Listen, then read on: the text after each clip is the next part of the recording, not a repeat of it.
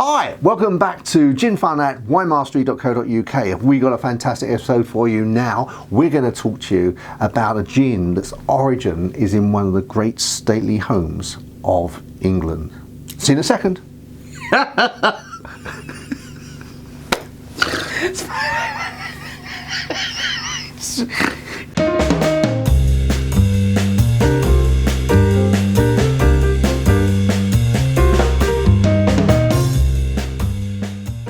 So here we are, glasses charged with some gin from Harewood House. For those of you who don't know, Harewood House is in the north of England, just outside a city called Leeds.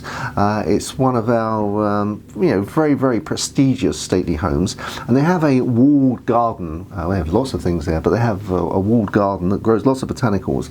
And whilst this isn't actually distilled on the premises of the stately house, it actually takes all of its botanicals from its walled garden. And I've actually seen the mulberry tree where they take. I've actually walked around it. In fact, you'll be able to see that in the video that will connect. This is when I talked to Eddie, the distiller, one of the family actually. I'm very honoured to meet him, and he talks about the history and how they make it, etc. So back here, we're going to taste it now. Now we've opened it, poured it in, and the first thing I like is really strong gin. I mean, it's the smell.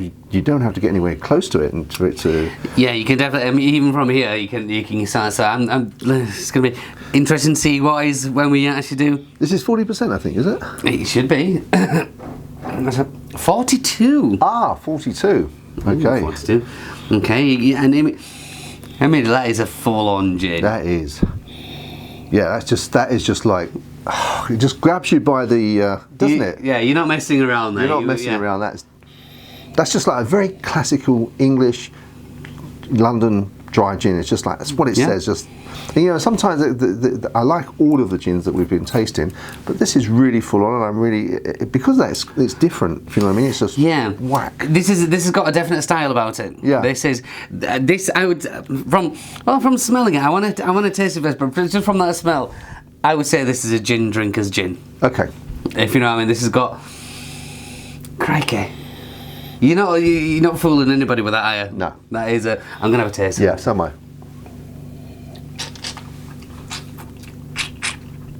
Wow. Just as I expected. Very. That is a real powerhouse of taste, isn't it? Gin taste. And it's no mucking, no other sort of.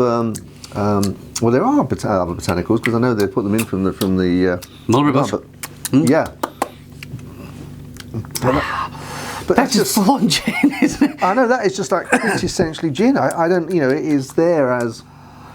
If you love gin, you're going to love this. For me, the juniper comes through massively in there, which again is exactly what you want from a gin. When I talk about that, I was liken it to like a pine tree, that pine forest. You're completely immersed in that kind of that piney flavour, which of course comes from the juniper. But to me, it has a nice little bite about it, without being too over the top. You're going to know when you've had a glass of that. Yeah, you would. You certainly would. I'm really interested to see what the tonic does to it. That could be, yes. Yes. Should we try with the tonic? Okay, let's try the tonic. Bloop, bloop. So, now we've added some tonic with it. And we nearly run some ice, so I've got ice and you haven't, eh? No, that's fine. No, I'm good with this. Can you manage? Yeah, no, this time. Okay, on this occasion. Okay. So that's taken away a lot of the, considering how strong it was before, it's mellowed it quite a lot, hasn't it? Yeah, which is a good thing. Yeah. Which is a good thing. Well, depending on how you like it. Yeah. That was quite intense with that. Because at the first smell of the neat, I thought, I'm unsure whether, I thought it might be a bit harsh. It wasn't harsh at all. But that's more akin to what I like. Okay, so we should give it a taste? I think we should.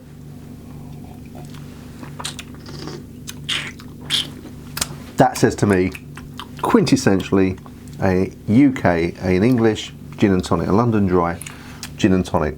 It's like almost like sort of just laser sharp in terms of that taste profile. Yeah, I would have to concur. I think what you have got there, if you were to go to any bar, restaurant, and ask for a gin and tonic, That's what I'd be expecting. Yeah, absolutely. Yes, I think it's obviously takes all of the as we said before, takes all of the botanicals from the garden. I probably should have listened more to what Eddie said in terms of all of the different botanicals that go into that. See, when I'm not about, we'll see what happens. What happens? But I think you have to say in all of the it's not like the palate gets confused with lots of different tastes, is it? No. It's like it's there. It's hard. It's not laser. So it's like sharp. It's sharp in terms of focus. It's a really clear single taste that you either are going to, and if you're a gin lover, I think you'll love it. You're either going to love it or not. And I think that compared, some people obviously are not into gin and like the sort of flavoured gins. I would say if you don't like gin, you're definitely not going to like this one because it is so quintessentially a gin. No, that is exactly what I would expect from a G&T, and it has got all the junipers in there, the dry edges in there, and even on the nose, I couldn't say what is more gin and tonic than this. No, I don't know. It is quintessential. Well done, Eddie. Well done, Wayne. Well done, Mr. Whitaker. So fantastic. Well, okay, that wraps it up. So as I said, we combined this with the first part of the video where we talked to Eddie. Hope you've enjoyed it. And actually, we look forward to seeing you in the next one. And I'm getting a little bit excited already.